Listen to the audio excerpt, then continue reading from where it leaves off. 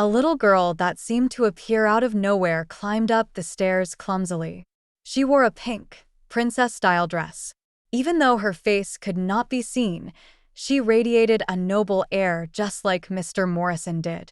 The little girl climbed up the stairs and clung onto Brettley's leg. He was a giant compared to the tiny her, and her snow-white arms could only cling onto his calf. "Daddy!" Nellie pouted as she called out to him in a whine. The crowd was enveloped in a frenzy. Brettley lowered his head. As he looked at the ball of pink fluff at his feet, a hint of annoyance appeared on his brows. "Let go."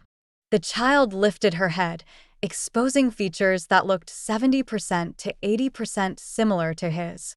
"Daddy." "Sir, this child." The butler's eyes were wide open as he stood next to him. The child looked very similar to Brettley. "Daddy, hug, hug."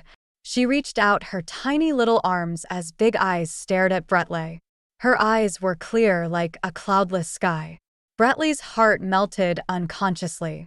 He did not like children in the past, but for some reason, he wanted to take this strange child into his arms. After a moment's hesitation, the tall man knelt, reached out, picked her up, and strode into the building. "Seal the area and start investigating." Such a young child couldn't have come here alone. "Mr. Morrison, the DNA test results are out." In the topmost floor of the building, in the CEO's office, his assistant handed a report to him nervously.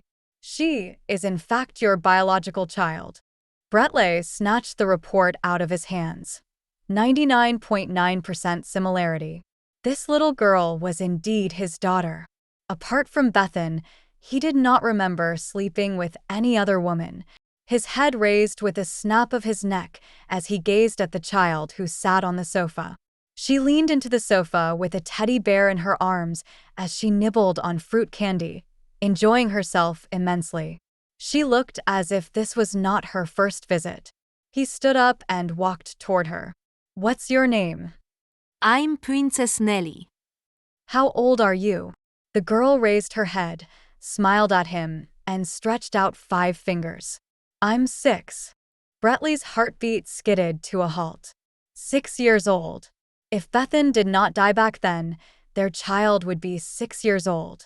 Had Bethan survived the car accident 6 years ago? A hint of excitement flashed in the man's eyes. He sent people to investigate countless times and even hired someone to salvage at sea for a whole month, but he could not find Bethan's body at all. All of a sudden, the child in front of him and related to him was 6 years old. Did that mean that Bethan survived, but went somewhere he could not find her to birth this child?